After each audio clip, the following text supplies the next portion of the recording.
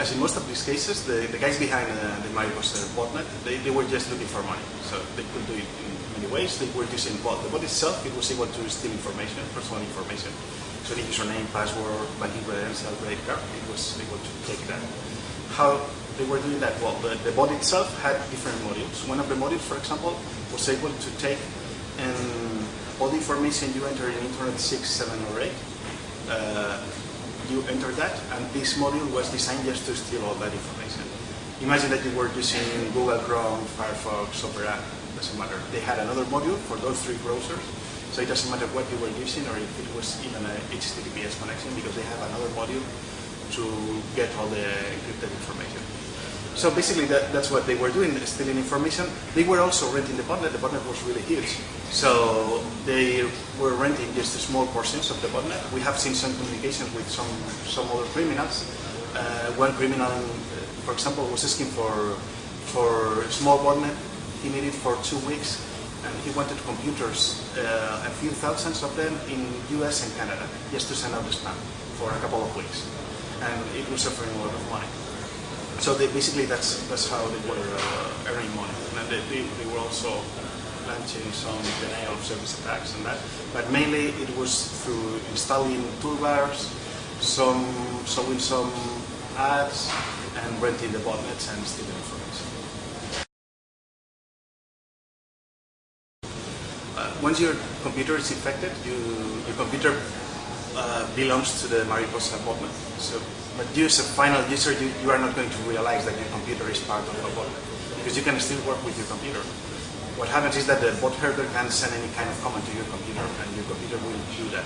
And of course, the bot will be stealing all your information, but you won't realize anything. At the end, they don't want you to notice that your computer is part of a botnet.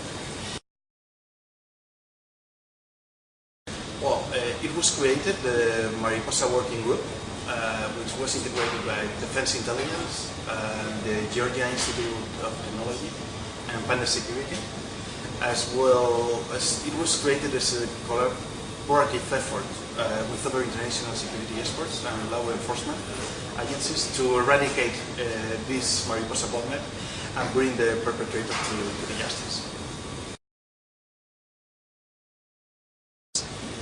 The people behind the Mariposa Botnet was a gang. They call themselves the DDP team. DDP comes from the Spanish Días de Pesadilla, or Nightmare Days in English, will be translated.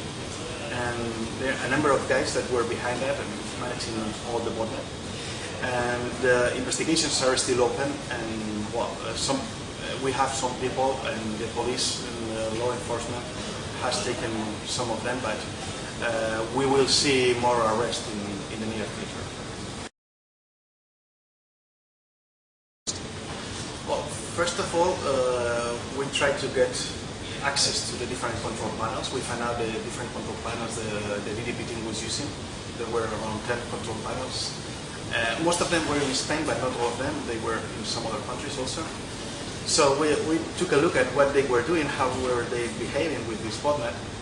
And once we knew, or we were almost sure that we were aware of all the command and control centers, what we did is, in a worldwide coordination effort, on the 23rd of December 2009, we took down all those command and control panels. So in that way, they lose the control. They completely lost the control of the botnet. What happened that day is that NetCairo, which was the leader of the DDP team, NetCairo is an alias he was using, one of the many aliases he had. NetCairo tried to again gain control of the botnet again, and he was trying to connect to each and every of the CNC panels. He couldn't, and he tried, and he was getting nervous, because when he was connecting to these servers to control the botnet, he was using some anonymous VPN services. So in that way, if you were controlling the connections to that server, you couldn't figure out who was the real IP address or the real computer that was accessing to that control panel. But what happened is that he was really nervous trying to gain access, and one of the times he connected with his own IP address at home. So in that time he forgot to connect through VPN. That is what let us in the future figure out who was that guy, and the law enforcement could do it. After a couple of days, he was able to take the control back again of one of these CNC panels, and then immediately he launched a huge denial of service attack against Defense Intelligence, one of the members of the Mariposa working group. After 2 days, we could take back the control of the CNC, and the attack stopped. 1 month later, it was the 3rd of February, the local law enforcement took this guy in Cairo. It was a 31-year-old guy from Spain, and he was the leader of the DDP team. They took all their computers and all the stuff. And in fact, when the police got into his house, he was trying to delete all the stuff he had in the computer. He couldn't manage to do it in time.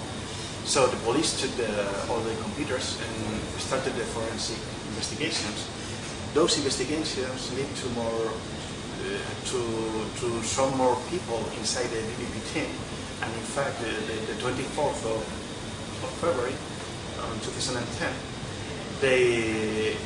two more people from Spain also were arrested. Right now the investigations are still opening, the forensic analyses are not finished, and in the next 4 or 5 weeks we expect more people to be arrested in different countries. Well, one of the first things we did is took all the samples we find out about Mariposa, all the bots they have been using to infect the users. We took them, all those samples, and sent them to all the antivirus companies. So everyone has already added detection for those bots. And if you have any doubt or you think that your computer could have been infected with this, you just have to run a scan with your antivirus. It has to be updated, that's the only thing. You scan it, and if it finds something, it will tell you and it will delete the bot. That's it.